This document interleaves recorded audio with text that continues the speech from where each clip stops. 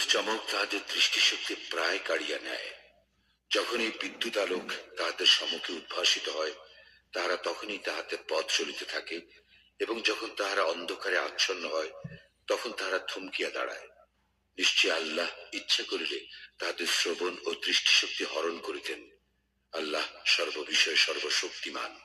হে মানুষ, তোমরা তোমাদের সেই প্রতিপালকের ইবাদত করো, যিনি তোমাদের ও তোমাদের পূর্ববর্তীগণকে সৃষ্টি করিয়াছেন, যাহাতে তোমরা মুত্তাকি হইতে পারো। যিনি পৃথিবীকে তোমাদের জন্য বিছানা ও আকাশকে ছাদ করিয়াছেন, এবং আকাশ হইতে পানি বর্ষণ করিয়া তদ্বারা তোমাদের জীবিকার জন্য ফলমূল উৎপাদন করেন। সুতরাং তোমরা জানিয়া শুনিয়া কাহাকেও আল্লাহর সমকক্ষ দাঁড় করাইও না। আমি আমার বান্দার প্রতি যাহা অবতীর্ণ করিয়াছি, তাহাতে তোমাদের কোনো সন্দেহ থাকিলে তোমরা ইহার অনুরূপ কোন সূরা আনয়ন করো, এবং তোমরা যদি সত্যবাদী হও, তবে আল্লাহ ব্যতীত তোমাদের সকল সাহায্যকারীকে আহ্বান করো। যদি তোমরা আনয়ন না করো, এবং কখনোই করিতে পারিবে না, তবে সেই আগুনকে ভয় করো, মানুষ ও পাথর হইবে যাহার ইন্ধন, কাফিরদের জন্য যাহা প্রস্তুত করিয়া রাখা হইয়াছে। যাহারা ঈমান আনয়ন করে ও সৎকর্ম করে, তাহাদেরকে শুভ সংবাদ দাও যে তাহাদের জন্য রহিয়াছে জান্নাত, যাহার নিম্নদেশে নদী প্রবাহিত। যখনই তাহাদেরকে ফলমূল খাইতে দেওয়া হইবে, তখনই তাহারা বলিবে, আমাদেরকে পূর্বে জীবিকারূপে যাহা দেওয়া হইত, ইহা তো তাহাই, তাহাদেরকে অনুরূপ ফলই দেওয়া হইবে, এবং সেখানে তাহাদের জন্য পবিত্র সঙ্গিনী রহিয়াছে, তাহারা সেখানে স্থায়ী হইবে। আল্লাহ মশা কিংবা তদপেক্ষা ক্ষুদ্র কোন বস্তুর উপমা দিতে সংকোচ বোধ করেন না। সুতরাং যাহারা ঈমান আনিয়াছে, তাহারা জানে যে নিশ্চয় ইহা সত্য, যাহা তাহাদের প্রতিপালকের নিকট হইতে আসিয়াছে। কিন্তু যাহারা কাফির, তাহারা বলে, আল্লাহ কি অভিপ্রায়ে এই উপমা পেশ করিয়াছেন? ইহা দ্বারা অনেককেই তিনি বিভ্রান্ত করেন, আবার বহু লোককে সৎপথে পরিচালিত করেন। বস্তুত তিনি পথ পরিত্যাগকারীগণ ব্যতীত আর কাহাকেও বিভ্রান্ত করেন না। যাহারা আল্লাহর সঙ্গে দৃঢ় অঙ্গীকারে আবদ্ধ হইবার পর উহা ভঙ্গ করে, যে সম্পর্ক অক্ষুণ্ণ রাখিতে আল্লাহ আদেশ করিয়াছেন তাহা ছিন্ন করে, এবং দুনিয়ায় অশান্তি সৃষ্টি করিয়া বেড়ায়, তাহারাই ক্ষতিগ্রস্ত। তোমরা কিরূপে আল্লাহকে অস্বীকার করো, অথচ তোমরা ছিলে প্রাণহীন। তিনি তোমাদেরকে জীবন্ত করিয়াছেন, আবার তোমাদের মৃত্যু ঘটাইবেন ও পুনরায় জীবন্ত করিবেন। পরিণামে তাহার দিকেই তোমাদেরকে ফিরিয়া আনা হইবে। তিনি পৃথিবীর সবকিছু তোমাদের জন্য সৃষ্টি করিয়াছেন। তৎপর তিনি আকাশের দিকে মনোসংযোগ করেন এবং উহাকে সপ্ত আকাশে বিন্যস্ত করেন। তিনি সর্ববিষয়ে সবিশেষ অবহিত। স্মরণ করো,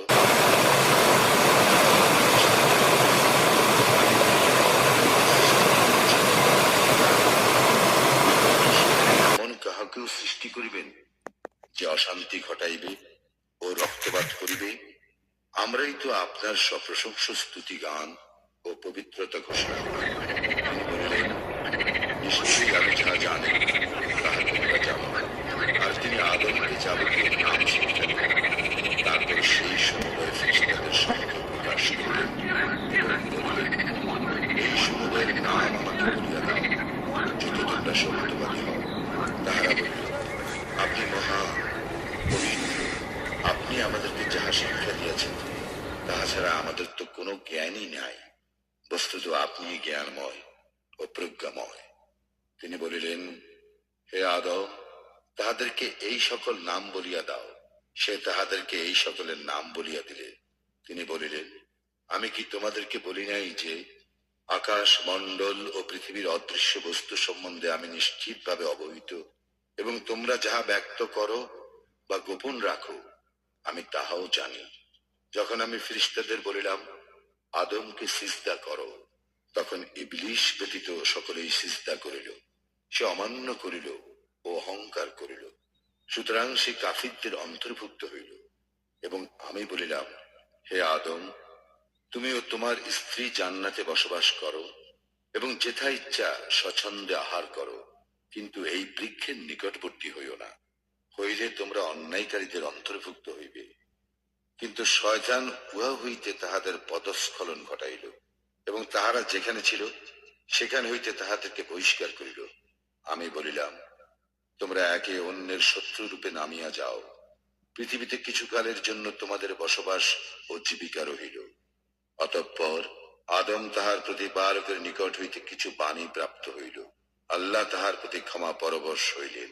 নিশ্চয়ই তিনি অত্যন্ত ক্ষমাশীল, পরম দয়ালু। আমি বলিলাম, তোমরা সকলেই এই স্থান হইতে নামিয়া যাও। পরে যখন আমার পক্ষ হইতে তোমাদের নিকট সৎপথের কোন নির্দেশ আসিবে, তখন যাহারা আমার সৎপথের নির্দেশ অনুসরণ করিবে তাহাদের কোনো ভয় নাই, এবং তাহারা দুঃখিত হইবে না। যাহারা কুফরি করিবে এবং আমার নিদর্শন সমূহকে অস্বীকার করিবে, তাহারাই অগ্নিবাসী, সেখানে তাহারা স্থায়ী হইবে। হে বনী ইসরাইল, আমার সেই অনুগ্রহকে তোমরা স্মরণ করো, যদ্বারা আমি তোমাদেরকে অনুগৃহীত করিয়াছি, এবং আমার সঙ্গে তোমাদের অঙ্গীকার পূর্ণ করো। আমি